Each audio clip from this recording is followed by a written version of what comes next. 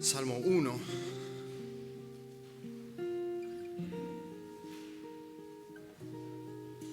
Es el primer salmo de un gran libro.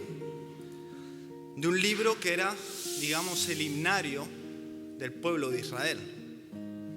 Yo me acuerdo cuando era pequeño que se solía ir a la iglesia con la Biblia y con el himnario.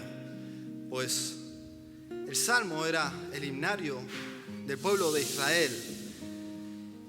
Pero en especial hoy vamos a ver el Salmo 1, que es un salmo especial entre todos los salmos porque es un salmo que sirve a modo de introducción o de prólogo a toda la temática en general del libro de Salmos. En el Salmo 1 se revela la intención principal del libro entero. En el Salmo 1 hay una idea del contenido del libro entero, el comportamiento y el destino de los justos y de los impíos. Van Deurzen dice, el Salmo 1 abre el libro de los Salmos constatando ya en su primer versículo la profunda antítesis entre dos clases de principios de vida, dos clases de modos de vida y dos clases de círculos procedentes, todos ellos de dos clases de actitud frente al Señor y su palabra. Así que, sin más, vamos a leer el Salmo 1, que dice así: Bienaventurado el varón que no anduvo en consejo de malos, ni estuvo en camino de pecadores, ni en silla de escarnecedores se ha sentado, sino que en la ley de Jehová está su delicia, y en su ley medita de día y de noche. Será como árbol plantado junto a corrientes de aguas, que da su fruto a su tiempo, y su hoja no cae, y todo lo que hace prosperará. No así los malos, que son como el tamo que arrebata el viento. Por tanto, no se levantarán los malos en el juicio, ni los pecadores en la congregación de los justos, porque Jehová conoce el camino de los justos, mas la senda de los malos perecerá. Amén. Voy a dividir este sermón en 3 puntos, como la mayoría de bautistas que dividimos en 3 puntos los sermones. El primero es el camino del que guarda la ley de Jehová. El segundo punto es el camino del que desecha la ley de Jehová. Y el tercer punto es 2 destinos a 2 caminos. A nosotros no nos gusta ser juzgados. A nosotros no nos gusta ser juzgados, que alguien nos tache de algo, que alguien nos meta en un saco junto con otros. Sobre todo no nos gustan que nos juzguen en algo que tenga una connotación negativa, ¿verdad? Pues quiero leerte lo que Dios dice de la raza humana a la cual perteneces. Dice: no hay justo ni aun uno. No hay quien entienda, no hay quien busque a Dios. Todos se desviaron, a una se hicieron inútiles. No hay quien haga lo bueno, no hay ni siquiera uno. Eso lo encontramos en Romanos capítulo 3, versos 10 al 12. Y así es el mundo en el que estamos y la sociedad en la que vivimos. Un mundo desviado y desviándose cada vez más. Sin entendimiento en cuanto al camino de la vida. Y la cosa es que este mundo no está callado, no está en silencio, como oraba nuestro hermano Samuel. Este mundo está constantemente aconsejándonos en una dirección o en otra, en todas las áreas de nuestra vida. Estamos bombardeados del consejo de los malos. Por medio de compañeros de trabajo, de clase, por medio de películas, por medio de documentales, por medio de canciones, por medio de vídeos musicales, por medio de youtubers, por medio de maestros religiosos, por medio de modas, por medio de mensajes de WhatsApp, de imágenes en Instagram. Detrás de cada frase, detrás de cada imagen, hay un consejo para ti. Aunque no te digan, te aconsejo esto, hay un consejo detrás de cada frase, detrás de cada imagen. Consejos sobre espiritualidad, sobre moral, sobre ética, sobre sexualidad, sobre relación matrimonial, sobre paternidad, sobre crianza, sobre prioridades, sobre uso del tiempo, sobre apariencia, sobre cómo expresarse, sobre qué necesitas comprarte, sobre actitudes ante otras personas, consejos sobre actitudes ante la vida. En nuestro texto encontramos un varón, una persona. Y nuestro texto dice la primera cosa que este varón evita. Y leemos que bienaventurado el varón que no anduvo en consejo de malos. Lo primero que evita es tomar consejo de malos. Es creer que su consejo vale la pena. Es la verdad, es como debe entenderse la cosa. No, él lo evita. Y por contraste en nuestro salmo vemos que este conjunto de consejos son consejos que van en contra de la palabra de Dios. Así que aquí está la primera pregunta para nosotros. ¿Tú filtras los consejos que recibes? Lo que oyes, lo que entiendes, tú lo filtras en tu mente por medio de la verdad. Esta es la manera, este es el camino, dice el malo. Y lo curioso, hermanos, es que no dice que este varón no escuchó consejo de malos o no dice que no hizo caso a consejo de malos. Dice que no anduvo en consejo de malos. Y es que tomar un consejo y creértelo nos llevará a un camino. Tomar un consejo y creértelo te llevará a un camino. Si crees el punto de vista y el consejo de malo, acabarás caminando su camino. Y de hecho, ese es el segundo paso en este proceso descendiente que encontramos, esta decadencia progresiva. Primero hay argumentos, hay opiniones, hay consejos, hay maneras de entender, hay principios, hay criterios, pero luego caminas. Luego caminas. Esos son hechos, son acciones.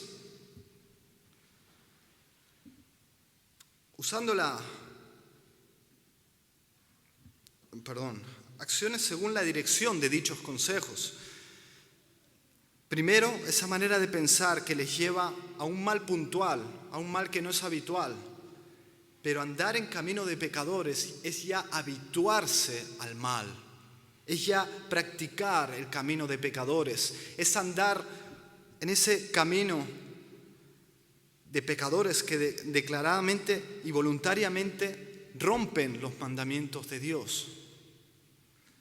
Y usando la ilustración del verso 4, los pecadores son llevados, así como un tamo por el viento. Así es el camino de los pecadores, son llevados. Y vemos un ejemplo de las consecuencias de los malos consejos en el rey Ocosías, que se encuentra en 2 de Crónicas capítulo 22, no hace falta que busquéis, pero mirad cómo lo describe la palabra a este rey. Dice, también él anduvo en los caminos de la casa de Acab, pues su madre le aconsejaba a que actuase impíamente. Hizo pues lo malo ante los ojos de Jehová, como la casa de Acab, porque después de la muerte de su padre, ellos le aconsejaron para su perdición. Pero nuestro hombre, del versículo 1, no es llevado. No va en la misma dirección que los pecadores. Su dirección no es con los pecadores. Él va a contracorriente. No sé si habéis visto en los documentales los salmones, cómo van nadando en dirección contraria al río. Eso implica una voluntad, primeramente. Sus hechos, los hechos de este hombre, encuentran oposición, porque él va a contracorriente. Y los hechos de los demás encuentran oposición en él, porque van en otra dirección. Y déjame decirte algo. Si en tu caminar no te encuentras a menudo con obstáculos, con estorbos, con no creyentes, con su manera de pensar, con las ondas de este mundo, si no te encuentras normalmente con esos obstáculos y esa oposición, quizá es que estás en el mismo camino de ellos, del impío, del malo, que luego veremos cuál es su final.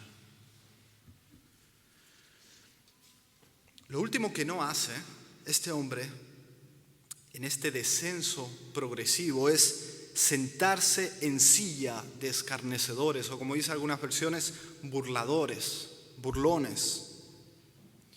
Y la idea, la imagen que da es de un grupo sentado, juntado, con el fin de criticar, señalar y burlarse.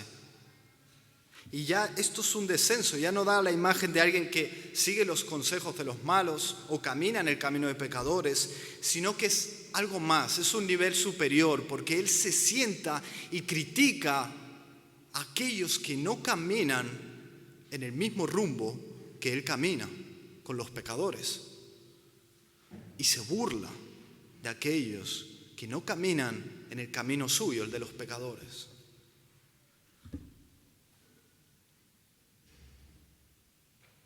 Toman el pecado a broma.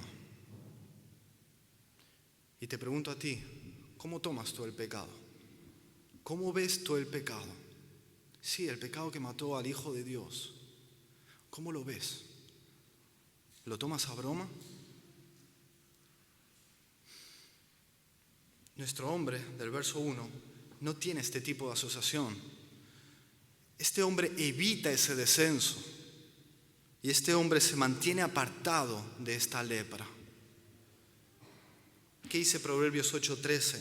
El temor de Jehová es aborrecer el mal. Este hombre aborrece el mal. Por lo tanto, tenemos primero principios, luego hechos y luego asociación. Y esta asociación con los pecadores de alguna manera manifiesta de qué bando está este hombre. Si se asocia o no, manifiesta de qué bando está. Déjame preguntarte, ¿quieres saber en qué camino estás? Mira con quiénes andas y verás en qué camino estás. Nuestro texto dice que el que evita estas cosas es bienaventurado. Bienaventurado.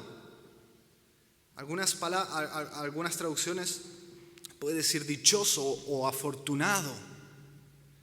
Y fijaros la posición que tiene la bienaventuranza en la Biblia. El lugar que Dios le da a la bienaventuranza.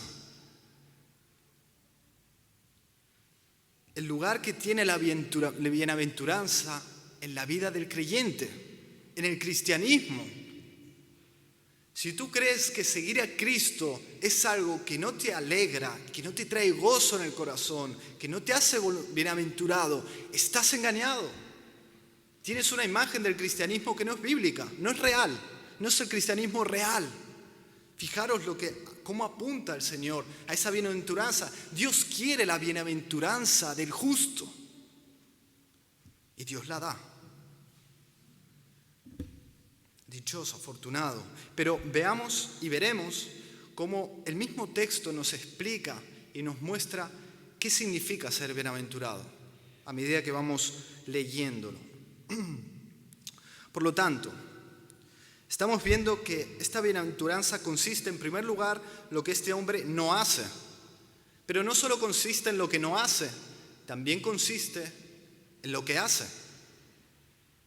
No solo en lo que evita, sino también en lo que hace. Y podríamos incluso decir que evita lo que evita por lo que hace. Lo que hace le lleva a evitar, pero lo que hace, bueno, nos referimos a lo que hace con la ley de Dios y lo que la ley de Jehová hace en él. La palabra de Dios le provoca deleite. Deleite. Pero para saber que algo nos provoca deleite, para saber que algo es delicioso, ¿cómo lo sabes si algo te es delicioso o no? Probándolo. ¿Y cómo lo prueba este hombre? Este hombre lo aprobó. Probó la palabra de Dios, pero ¿cómo la probó? Por medio de la meditación. La meditación es ese probar la palabra de Dios. Si yo digo que me deleito en mi esposa, pero no tengo tiempo para ella y no quiero estar con ella, yo te estoy mintiendo, yo no me deleito en ella. Pero si se deleita uno en su esposa, si yo me deleito en mi esposa, yo quiero estar con mi esposa, dedicarle tiempo. Y aquí nos habla de placer, de deleite. La palabra provocando deleite. ¿Y por qué hago énfasis en esto? Porque bajo esta bandera de deleite y de placer, el mundo se corrompe en busca de placer. Y nosotros nos pensamos quizá que ellos están más libres de buscar placer, pero Dios nos habla de un placer que es verdadero, que no caduca, que es santo, que es único, que no da el mundo. Jamás. Fijaos lo que dice Spurgeon. El hombre debe de tener algo en que deleitarse, algún placer supremo. Su corazón nunca tuvo la intención de ser un vacío. Si no se llena con las mejores cosas, estará lleno con cosas indignas, y cosas que al final decepcionan. Antes de seguir el mensaje, me gustaría definir un par de conceptos. Primeramente, ley de Jehová. Ley de Jehová se refiere en principio al Pentateuco, a esos primeros 5 libros de la palabra, porque cuando fue escrito este salmo, la palabra de Dios consistía en esos 5 libros, en el Pentateuco, esa sección llamada Torá. Y Torá significa enseñanza, instrucción o ley. Así que podemos aplicarlo a que la ley de Jehová se refiere a toda la palabra de Dios, a la voluntad revelada de Dios por Dios mismo. Otro concepto es meditar. Meditar. ¿Por qué hace falta definir este concepto?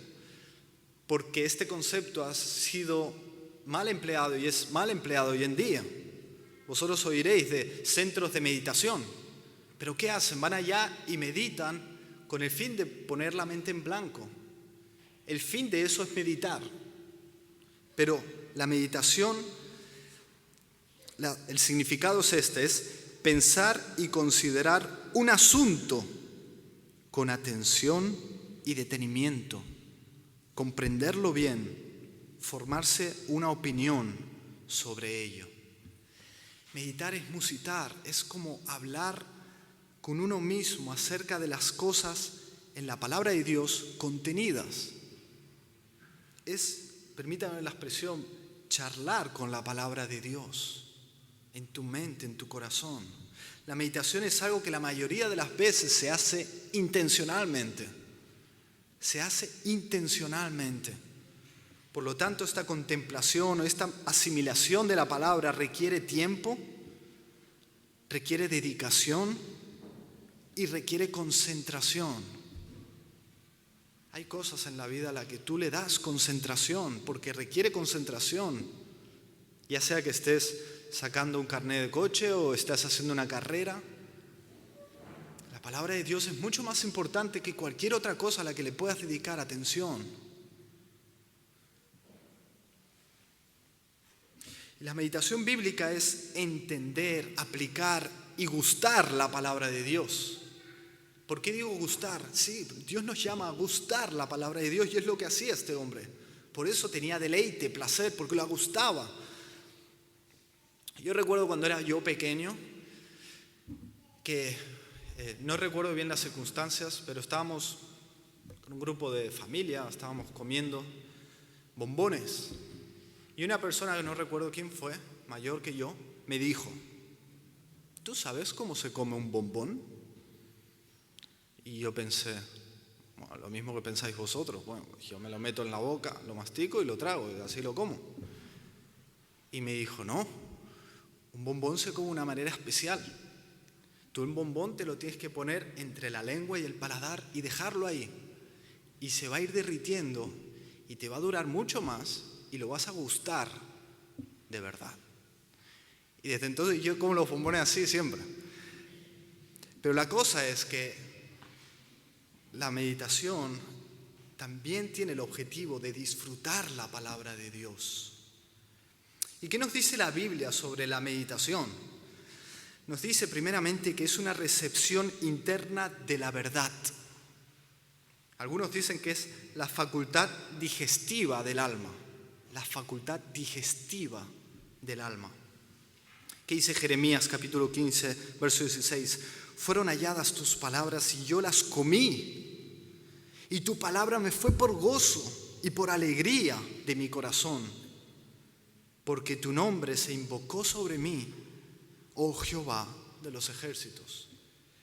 Es una recepción interna de la verdad. También la Biblia nos dice que es una recepción de vida. Jesús dijo, el Espíritu es el que da vida. La carne para nada aprovecha. Las palabras que yo os he hablado son espíritu y son vida. Las palabras son vida.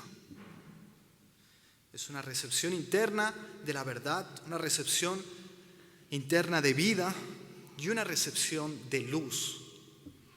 Dice el Salmo 119, verso 130, la exposición de tus palabras alumbra, hace entender a los simples. Para un simple algo que está ahí y él no lo ve, pero Dios la alumbra y Él lo ve. Él lo ve. Y todos los que estamos aquí presentes, si hoy entendemos la palabra, tenemos que reconocer, y todos estamos totalmente de acuerdo, que hubo una época en nuestra vida que no entendíamos nada de la palabra de Dios. Pero hubo un día o un proceso en el que Dios fue dando luz y luz y luz. Y fuimos entendiendo. Mi hija Eliana, cuando era más pequeñita, cuando era un bebé, yo me acuerdo una vez que yo la tenía delante mío y ella me estaba mirando la cara. Y notaba cómo su cara iba como cambiando, como sorprendiéndose. Y yo me daba cuenta que era como que estaba descubriendo cosas. Y me estaba mirando a mí, que ya me había visto otros días, ¿no? Pero me estaba viendo.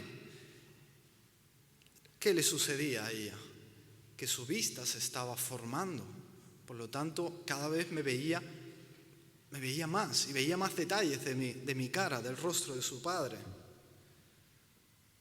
Por medio de la meditación bíblica, nuestra visión espiritual se forma. Se forma.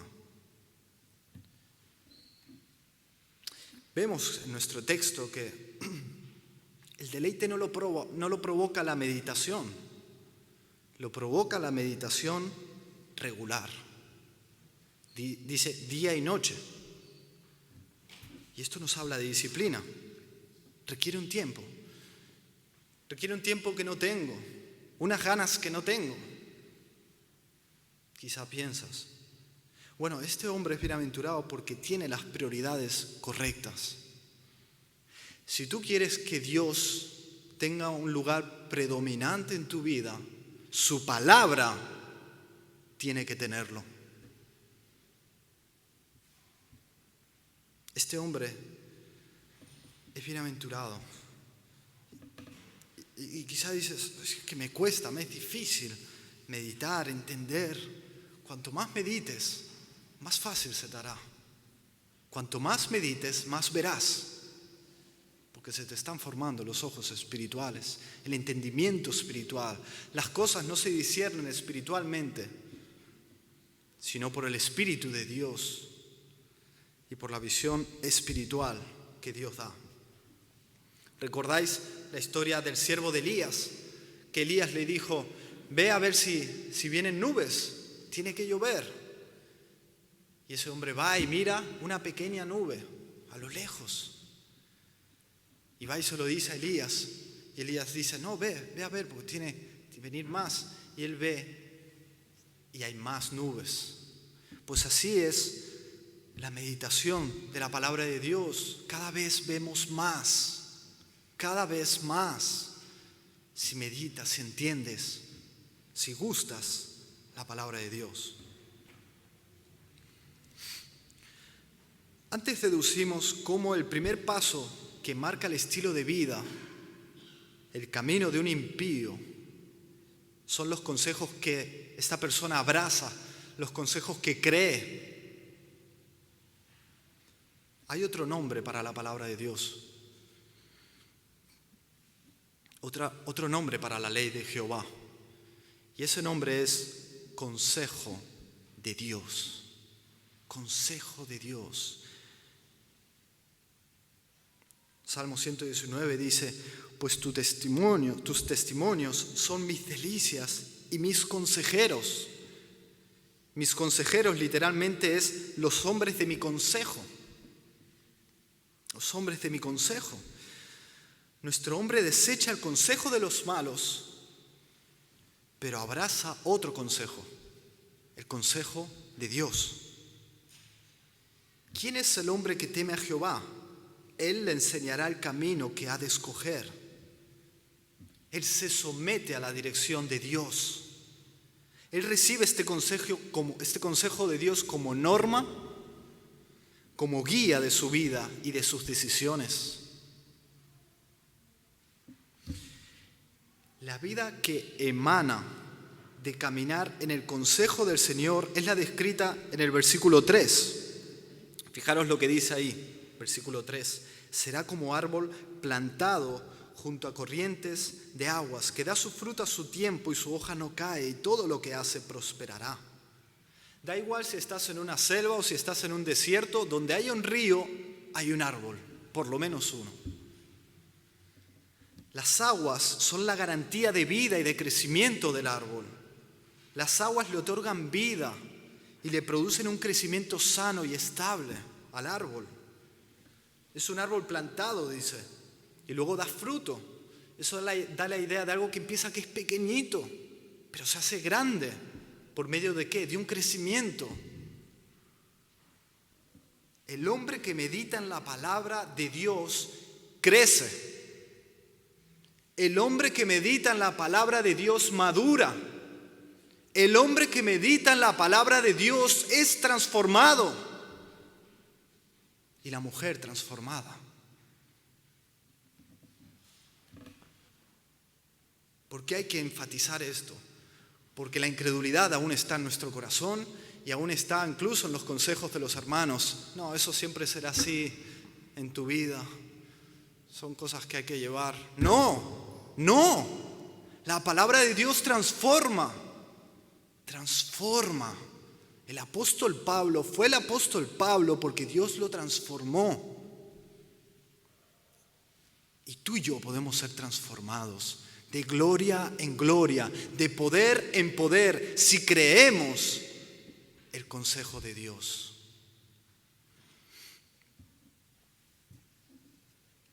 Es ese crecimiento por medio de una influencia externa al árbol. Antes veíamos que la influencia externa de ese impío eran los consejos de los malos, algo que viene de fuera. Bueno, ahora es algo que viene de fuera, el consejo de Dios. Y aquí es figurado como aguas. El símbolo es como aguas, ese consejo de Dios. Y las aguas tienen unas propiedades vitales para que el árbol crezca.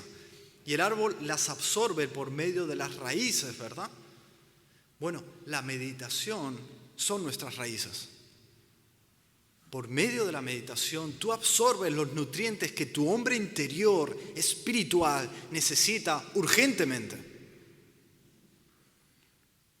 Fijaros que dice corrientes de aguas, en plural. No es un agua estancada, que es siempre igual, no, sino fresca, siempre nueva. Siempre nueva. La meditación siempre toma aguas nuevas. Esto lo leí 1000 veces y lo lees un día y es nuevo, totalmente, porque son nuevas aguas. Es palabra, es siempre palabra, pero en un sentido es nuevo. Así como ese agua es siempre agua, las propiedades del agua no cambian, pero es siempre nueva, porque es un río, siempre hay agua nueva que necesita el árbol para crecer. Y aguas, el plural nos habla de abundancia, de suficiencia. ¿Qué dice el salmista? Mi copa rebosa, mi copa rebosa. Venimos con expectativas tan pequeñas ante el Señor y el Señor dice, abre tu boca y yo la llenaré. Él puede contestar mucho más abundantemente de lo que pedimos o entendemos. ¿Cómo entiendes que Dios debe llenar eso en tu vida? Ese área, eso que te preocupa, ¿cómo crees que Dios te lo puede llenar? Pues Dios te lo puede llenar mucho más allá de lo que piensas o imaginas. ¿Cuáles son los efectos del agua en este árbol? Lo hace un árbol fuerte, lo hace un árbol fructífero, firme, próspero.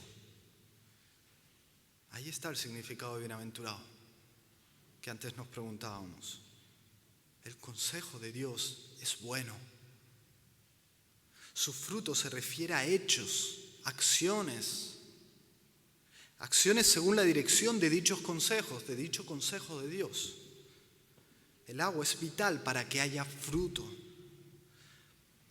El Señor Jesús dijo en Juan 15:16, no me elegisteis vosotros a mí, sino que yo os elegí a vosotros. Y os he puesto para que vayáis y llevéis fruto.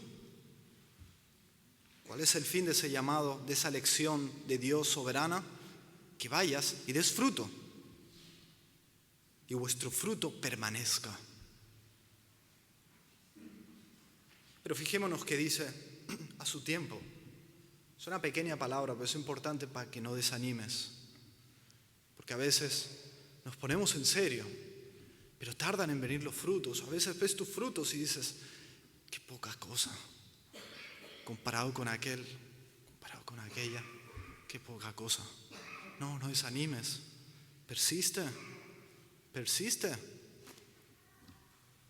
Otra cosa en esos salmones que van en contracorriente es que cada vez son más grandes, cada vez son más fuertes, cada vez pueden ir más fuerte contracorriente.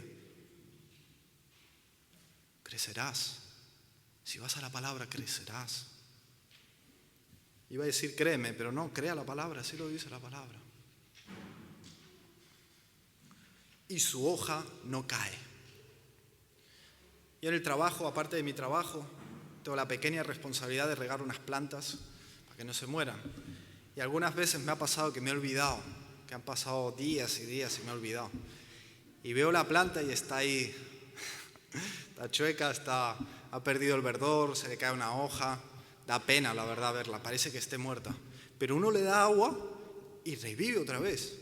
Y las hojas se ponen otra vez rectas, toma verdor, tú la ves ahí estable, fuerte, le tocas la hoja, no se cae. De eso nos habla, que su hoja no cae. Esta persona que medita en la palabra de Dios es firme, hay verdor, es saludable espiritualmente, no cae, no es llevada como el tamo, que es llevada por el viento, no es llevada por todo mal deseo o por todo viento de doctrina.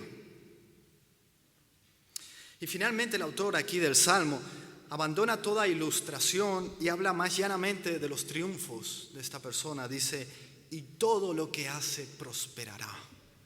Y todo lo que hace prosperará. Qué versículo, qué peligroso que caiga este versículo en malas manos, en manos de estos de la prosperidad, del Evangelio de la prosperidad. Estos del Evangelio de la prosperidad han creído, como cree el mundo, que prosperidad material es igual a prosperidad real. Pero la Biblia no enseña eso. José fue honrado y fue enriquecido, pero Faraón más.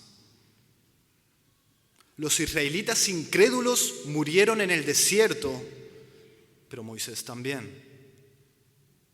Nuestra visión de la prosperidad es muy superficial, pero la prosperidad bíblica es mucho más profunda, compleja, incluso difícil de entender o de ver desde afuera. El varón bienaventurado es alguien temeroso del Señor, alguien que no dice Señor, Señor y luego es hacedor de maldad, sino uno que hace la voluntad de Dios. Un buen árbol no puede dar mal fruto, dijo el Señor. Es alguien que hace la voluntad de Dios. Este hombre tiene la palabra de Dios en el corazón. El que me ama, guarda mis mandamientos, dice la palabra. Entonces, ¿a qué se refiere con esta prosperidad? ¿A qué se refiere? Bueno, nosotros conocemos la expresión esta de que tengas próspero viaje. Viaje próspero. ¿A qué se refiere eso? Se refiere a que puedas lograr el fin por el cual partes. Tu viaje es llegar sano y salvo a tal lugar. Bueno, que tengas próspero viaje. Si llegas, habrás sido prosperado. ¿Qué dice Romanos 8:28, ese versículo que es tan glorioso? Y sabemos que a los que aman a Dios, todas las cosas les ayudan a bien, esto es, a los que conforme a su propósito son llamados. Hay un propósito. Y Dios, si te ha llamado con un propósito. Y dice que todas las cosas, de alguna manera, están orquestadas para el bien. Que tú serás prosperado. Tú serás prosperado en el propósito que Dios tiene para ti. Y a lo mejor piensas, bueno, y si hago lo malo, entonces esto me permite hacer lo que quiera y hacer el mal. Y no, ¿qué dice la palabra? Es verdad que ninguna disciplina al presente parece ser causa de gozo, sino de tristeza, pero después da fruto apacible de justicia a los que en ella han sido ejercitados. Si tú eres del Señor y haces lo que quieras, entiéndase, romper la palabra de Dios, sus mandamientos y no andar conforme como Él te manda, Dios te va a disciplinar. Dios te va a disciplinar. Porque eres su hijo, porque te ama. Pero esa disciplina, el fin, es corregirte para que seas prosperado. Prosperado a la manera de Dios. Una prosperidad que no se puede comprar con todo el dinero del mundo. Fíjate lo que dice Spurgeon. Así como hay una maldición envuelta en la prosperidad del malvado, hay también una bendición escondida en los sufrimientos, pérdidas y aflicciones del justo. Las pruebas y tribulaciones del santo pertenecen a la administración divina y por medio de ellas crece y da fruto en abundancia. Ese es el camino del que guarda la palabra de Dios, pero más brevemente vamos a ver cuál es el camino del que desecha la ley de Jehová. Y aquí encontramos un contraste tremendo. dice, no así los malos. No así los malos. No así como. No fuerte, no vital, sin vida.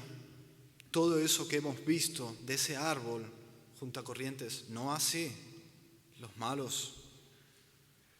El malo no puede tener una verdadera prosperidad aunque sea millonario. No puede. En cuanto a mí, dice el Salmo 73, casi se deslizaron mis pies, por poco resbalaron mis pasos, porque tuve envidia de los arrogantes, viendo la prosperidad de los impíos. Pero fíjate lo que dice más adelante este mismo hombre. Hasta que entrando en el santuario de Dios, comprendí el fin de ellos. Ciertamente los has puesto en deslizaderos, en asolamientos los harás caer. Eso no es prosperidad. Ese fin no es prosperidad. Ellos no son como árboles plantados junto a corrientes de aguas, no tienen crecimiento, no tienen vida, sin fruto. Es más, su hoja no solo cae, sino que es llevada por el viento, y ni siquiera es hoja, es un tamo. Un tamo es como una carcasa alrededor del grano que se ha de quitar antes de que el grano sea molido en harina. La manera en que lo quitaban era ponerlo al viento, y el viento se lo llevaba porque es liviano. Muchos que rechazan a Cristo, piensan que son libres. Dicen, no, yo soy libre, no estoy sometido a nada ni a nadie. Soy libre. ¿Libre? El que rechaza la voz de Dios no tiene raíz. No tiene raíz, es llevada por cualquier cosa. Eres llevado por el mundo y eres llevado por los deseos pecaminosos de tu corazón, a los cuales eres esclavo. Eres esclavo. Esto es una verdad, una doctrina que se ha olvidado por mucho tiempo, o que se olvida en muchas iglesias. El que no es creyente es esclavo del pecado. Él no puede decidir, él no puede cambiar de rumbo, él no puede ir y plantarse al lado de un río para crecer, no puede. Es esclavo de sus pecados y es esclavo del mundo. ¿Por qué? Porque fuimos creados para vivir por un consejo, por el de Dios. Pero si no tienes el consejo de Dios, tendrás que buscar otro, porque no fuiste creado autómata.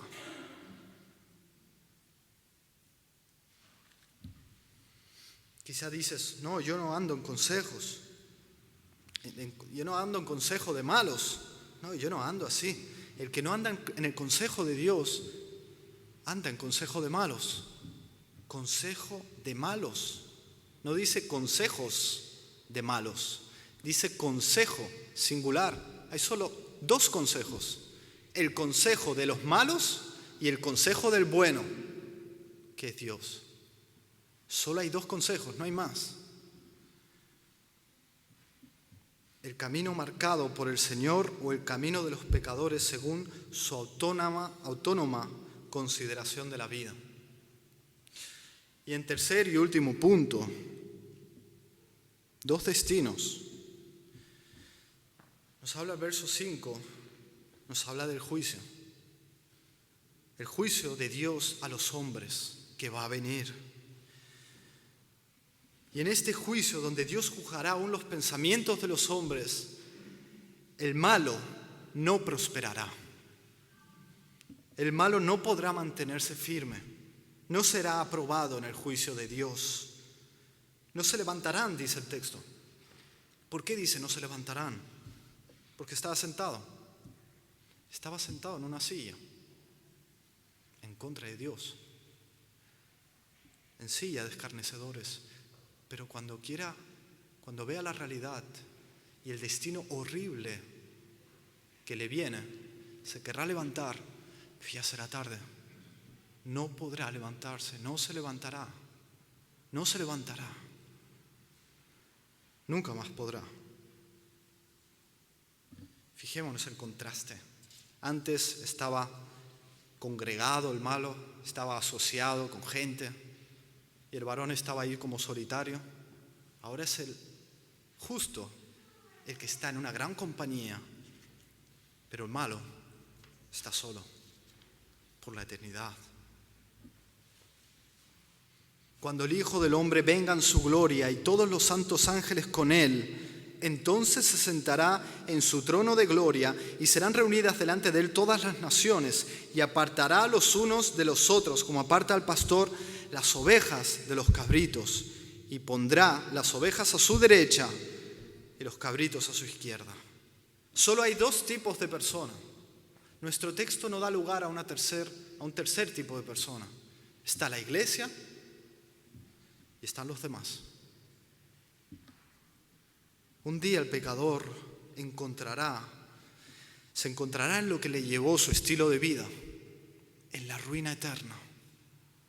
En la ruina eterna.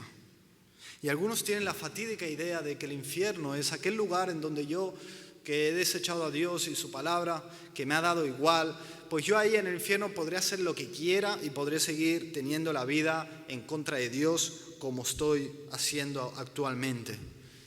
Es una idea totalmente equivocada, porque fijémonos que no solo son ellos los que van a aparecer, sino también su camino. El camino que están teniendo hoy va a perecer, pero ellos también. El Señor dijo: toda planta que no ha plantado mi Padre Celestial será desarraigada.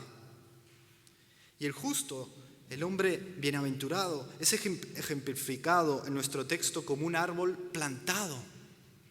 Plantado, ¿os habéis parado a pensar? Es plantado.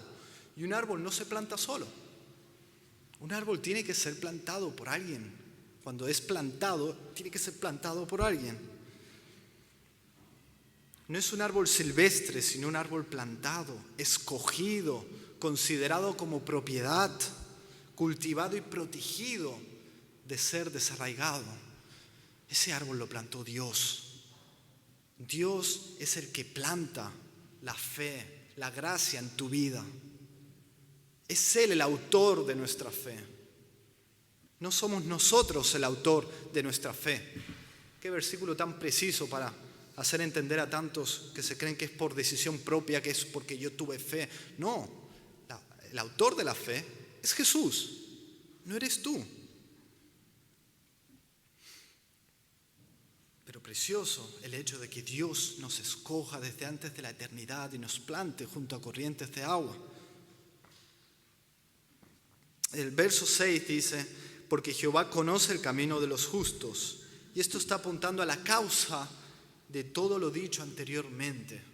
Y ahora, por causa de tiempo, no entraré en la definición del término de este conocer, pero nos habla de una relación, de una afiliación entre Dios y el justo. Y esta es la causa del camino del justo. La causa principal es que Dios lo conoce. Dios lo conoce.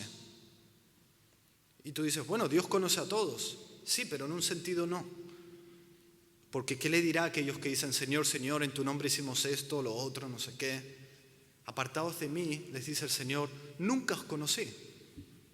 ¿Cómo que nunca los conoció Dios? Nunca os conocí. Adán conoció a Eva y Eva concibió. Hay un conocimiento profundo, estrecho, íntimo. Y ese es el que Dios tiene con los justos. Y ese conocimiento da vida. No que nosotros conozcamos a Dios, sino que Dios nos conozca a nosotros. Esa es la causa principal.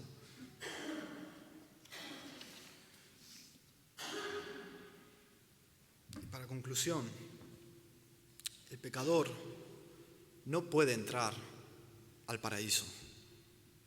Proverbios 8:13 dice: la soberbia y la arrogancia, el mal camino y la boca perversa aborrezco. Los malos desechan el consejo de Dios porque creen que su opinión es mejor que la de Dios. Pero detrás de eso se esconde una gran soberbia de creerte más sabio que el Creador, más sabio que Dios, el Señor de señores. Hay una gran soberbia en ese pensamiento. Y si piensas así, arrepiéntete. Arrepiéntete de tu pecado. Arrepiéntete de tu camino. Arrepiéntete de subestimar la palabra de Dios por tus pensamientos. Arrepiéntete. Torá significa camino de tus mandamientos. La ley de Jehová significa camino de tus mandamientos. ¿Y qué dice el Hijo de Dios? Y este es su mandamiento, que creamos en el nombre de su Hijo Jesucristo y nos amemos los unos a los otros como nos ha mandado. Yo soy el camino, dijo Jesús. Yo soy el camino. Y el cristianismo primitivo era conocido como el camino, aquellos del camino. Bienaventurado también nos habla de estar derecho. Es un significado muy rico. Muy rico el significado de bienaventurado, pero algo de eso apunta también a estar derecho, a estar en lo correcto. El que está en la relación correcta con su Creador, ese es bienaventurado.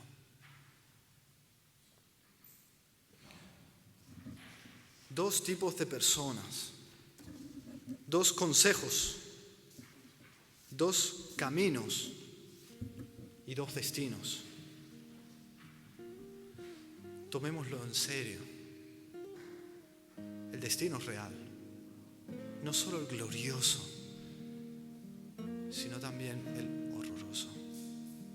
Son reales esos destinos y los caminos que habla la palabra son reales. Escoge la vida. Ve por Cristo, Él es el camino y en Él serás salvo. Amén. Vamos a orar. Gracias, Padre, por tu palabra, Señor. Tráela a nuestra mente, a nuestro corazón y que en la semana podamos ponerla por obra y compartirla, Señor, para gloria tuya y bien nuestro. En nombre de Jesús.